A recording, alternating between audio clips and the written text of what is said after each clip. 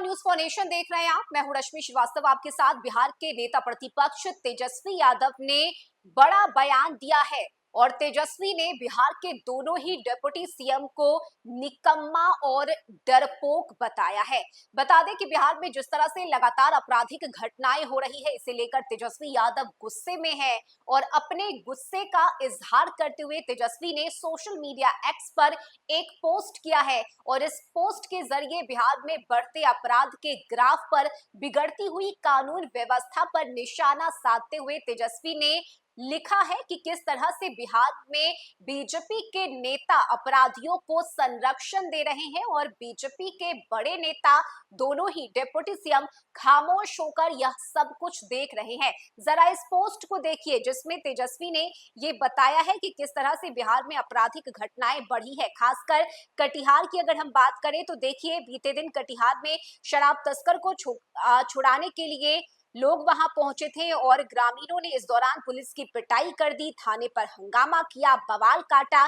जिसके बाद तेजस्वी ने लिखा है कि गुंडों, अपराधियों और बलात्कारियों की पार्टी बीजेपी के नेता आलोक कुमार चौहान शराब तस्करों को छुड़ाने के लिए 150 लोगों को लेकर थाने पर चढ़ गया और पुलिस टीम पर हमला कर दिया।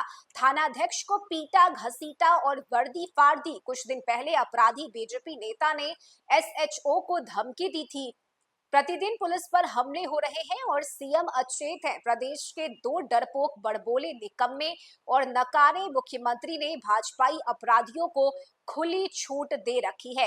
इसके आगे तेजस्वी ने प्रधानमंत्री नरेंद्र मोदी से एक सवाल भी पूछा है। उन्होंने लिखा है कि प्रधानमंत्री नरेंद्र मोदी बताएं कि क्या आप आगामी 4 मई को बिहार दौरे पर पुलिस टीम पर हमला करने वाले बीजेपी नेता आलोक चौहान, आरा में नरसंहार करने वाले बीजेपी नेता बबलू सिंह, शराब तस्कर बीजेपी नेताओं, बालू माफिया बीजेपी नेताओं और रंगदार बीजेपी नेताओं को सम्मानित कर जंगल राज के राग का आनंद लेंगे या बीजेपी के उप मुख्यमंत्रियों से अपराधी की जाति वाला पाठ सुनेंगे। और इस पोस्ट के जरिए बढ़ते हुए आपराधिक ग्राफ पर तेजस्वी का यह निशाना है। उन्होंने सीधे सीधे नीतीश सरकार को, बीजेपी की सरकार को इस बात के लिए जिम्मेदार ठहराया है ताकि, और साथ ही तेजस्वी ने यह भी बताया है कि किस तरह से खामोश होकर बीजेपी के नेता ये सब कुछ देख रहे हैं। पीएम मोदी जब बिहार पहुंचते हैं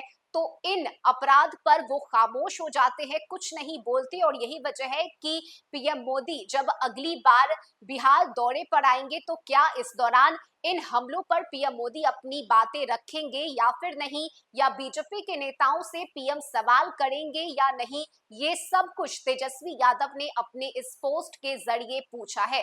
आपको बताएं कि बिहार में लगातार आपराधिक घटनाएं बढ़ रही है। खासकर पुलिस की टीम पर पिटाई का मामला हर रोज सामने आ रहा है। हर रोज बिहार के किसी न किसी जिले में पुलिस की पिटाई की जा रही है जिसमें कई पुलिस वाले घायल भी हो रहे हैं और यही वजह है कि इस बढ़ते हुए अपराध पर तेजस्वी यादव का गुस्सा फूटा है। खासकर अगर हम बात करें तो देखिए, कुछ दिन पहले ही अंधाधुंध फायरिंग का मामला बिहार से सामने आया और यह आरोप लगा है बीजेपी के एक नेता पर। हालांकि मामले की जांच चल रही है, जो भी इसमें दोषी पाया जाएगा उस पर कार्रवाई की तैयारी भी पुलिस की तरफ से की जा रही है। लेकिन बड़ा सवाल ये है कि आखिर इस अपराध पर अंकुश कैसे लगेगा, आखिर कैसे अपराधियों के मनोबल को तोड़ा जाए, क्योंकि न सिर्फ रात के अंधेरे में बल्कि दिन के उजाले में भी अपराधी अपराध कर चलते बनते हैं और पुलिस मूक दर्शक बने ये सब कुछ देख रही है। और यही वजह है कि तेजस्वी यादव ने अपने इस पोस्ट के जरिए